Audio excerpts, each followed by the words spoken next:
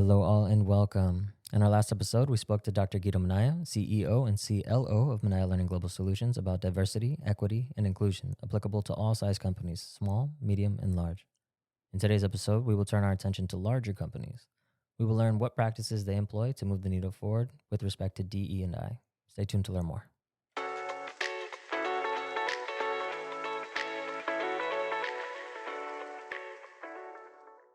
Welcome back, Dr. Minaya. Thank you, Dario. It is a pleasure to be back on with you. Now, in our last episode, you shared context from an internal business lens applicable for small, medium, and large businesses. What are some different practices larger companies leverage? Well, thanks for the question. Large companies with hundreds and thousands of employees, tend to have more complexity beginning and implementing these types of initiatives, again, due to their sheer size and structure. And for a large company, many of the same benefits we spoke of on our last episode apply. And there are studies, because it's a little easier to do the research here, which speak to these benefits. For example, besides diversity and inclusion making a positive impact on a company's employees, diverse companies experience over 2 times higher cash flow per employee with non-diverse companies, right? And better moral and cultural engagement from the side of the employees, improved physical and mental health, increased trust between managers and their employees, more innovative ideas, and improved employee performance are just some of the benefits that large companies enjoy. Yeah, those sound like a lot of great reasons for large companies to move forward with DE&I initiatives. How do they get started down this path, though? A great initial step is to really have a senior leader communicate the company's commitment to DE&I. Having the CEO speak to the importance of DE&I is very powerful, and including this message on the company's internal intranet site, as an example, goes a long way. And also including the message on the company's external website shows the community and the marketplace that this is really an important undertaking for the company. Another step that is helpful when you're beginning this process is creating a diversity council. And a diversity council can be made up of volunteers, or in some cases, those who have been recruited for this effort. And ideally, the diversity council represents and is made up of individuals who represent the various segments of employees within the company. Diversity councils meet to discuss what are the issues facing the company as it moves forward down this path. And it helps align DE&I initiatives with the company's values and goals. And as programs bubble up, members of the Diversity Council can work with managers and leaders to help implement some of these initiatives. Is there a recommended DE&I structure for large companies to put in place? Well, in any size company and in large companies, DE&I evolves in different ways. Sometimes it grows organically, where 1 or 2 groups will get together and begin. But as it gains traction, there is an approach of creating, yes, a governance structure that would help.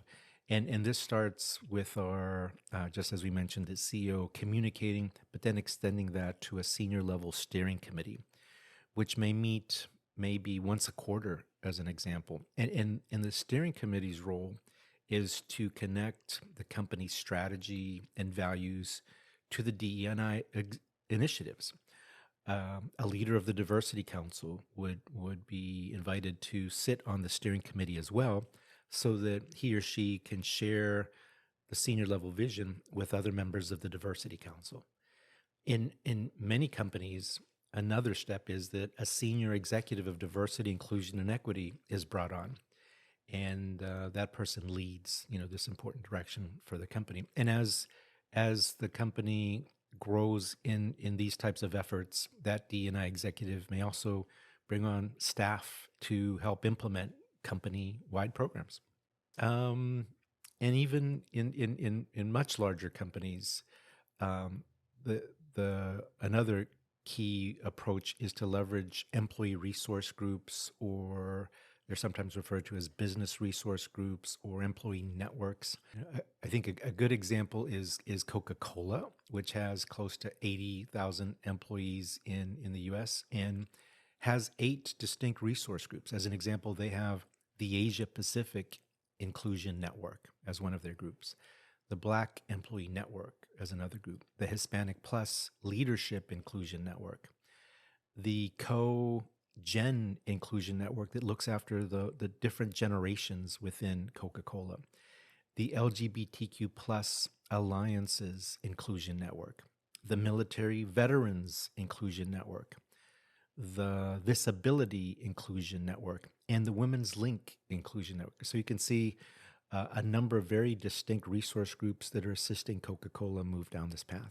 Yeah, wow. The Coca-Cola example sounds awesome. Why do companies like Coca-Cola find this approach to be so valuable? I'd say if you look at Coke's website, they do a great job of presenting the rationale around these employee resource networks.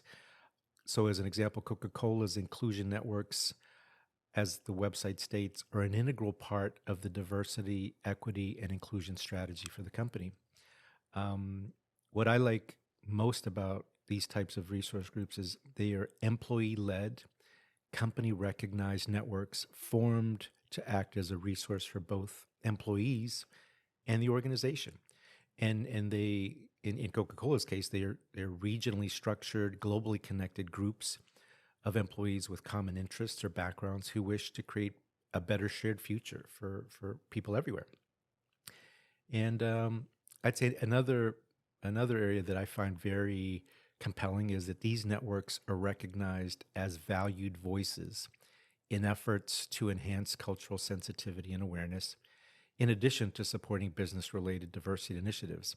So they act as a very strong catalyst in a number of areas. And I think that probably the most important piece is that they're also a diverse sounding board for business strategies and initiatives, capturing input on potential actions through the lens of inclusion. Thank you, Dr. Minaya. Is there any additional points you would like to share with us on larger companies moving the needle forward with DE&I initiatives? I'd say that the one point is my personal experience with leading a large employee resource group for AT&T, and as I interacted with the 30 chapters that were part of our structure of the Hispanic employees, I found that our members truly wanted to make a difference in helping the company extend its value and brand into our local communities. And that not only was that very valuable, but each of our chapters had roles, such as secretary, treasurer, vice president, president, and they taught our members skills that they couldn't easily develop in their roles at work, right? As an example, leadership skills. I learned my leadership skills, management skills, operational skills from some of the roles that I had within my employee resource group. And then I was able to leverage these skills for future roles in my career. And many of my colleagues did exactly the same and were able to contribute at even higher levels to the company as they move forward within the organization. So hopefully this gives you a little bit of a glimpse into how large companies address DE&I. And at the end of the day, the goal is to learn how to be more inclusive and how our companies can become more equitable. Those amazing insights. Thank you very much for sharing on larger companies and their approach to moving the needle forward with DE&I. In our next episode, we'll be speaking with Susan Minaya, COO and Chief Learning Strategist of Minaya Learning Global Solutions. She'll be discussing diversity, equity, and inclusion through a training and development lens. Until next time.